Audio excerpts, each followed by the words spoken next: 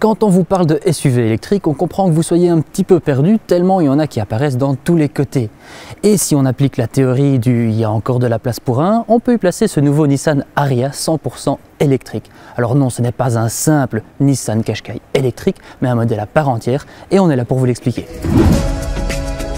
Depuis un petit temps, Nissan nous avoue vouloir se concentrer sur les SUV. Et on les comprend car le Juke et le Qashqai sont parmi les plus vendus d'Europe.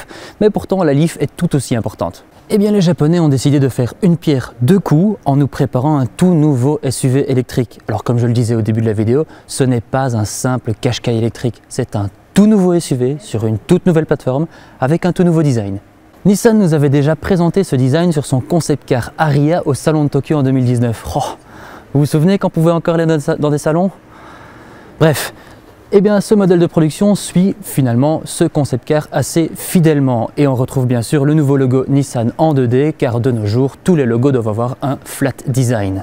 À l'avant, on retrouve une grande calandre, enfin une calandre. Nissan, ils appellent ça un bouclier car évidemment c'est une électrique, donc il n'y a pas de radiateur mais ça cache tous les capteurs pour les systèmes d'assistance. Et autour de cette calandre, bouclier, on retrouve la nouvelle signature visuelle et juste au-dessus, les 4 LED qui forment les phares.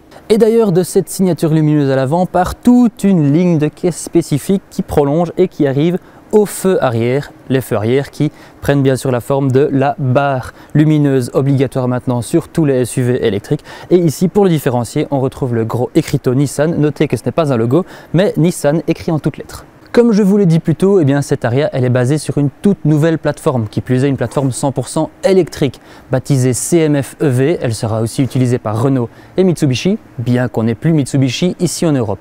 Bref, l'avantage principal de cette plateforme, c'est que la batterie est intégrée complètement dans le plancher, ce qui maximise l'espace intérieur. Et on le ressent bien à l'intérieur car avec ses 4,6 mètres de long, l'Ariya est un petit peu plus grand que le Qashqai mais bien plus habitable.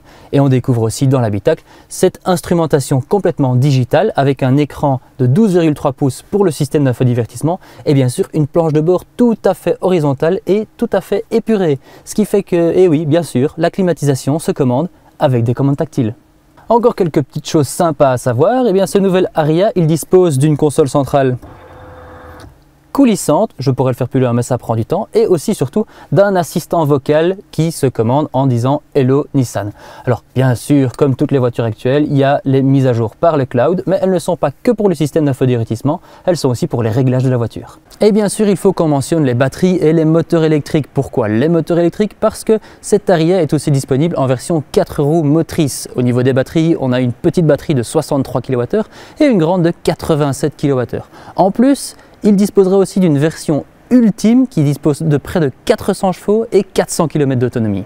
Mais restons dans les versions les plus courantes. La petite batterie de 63 kWh bénéficie de 360 km d'autonomie et propulse un moteur électrique de 218 chevaux.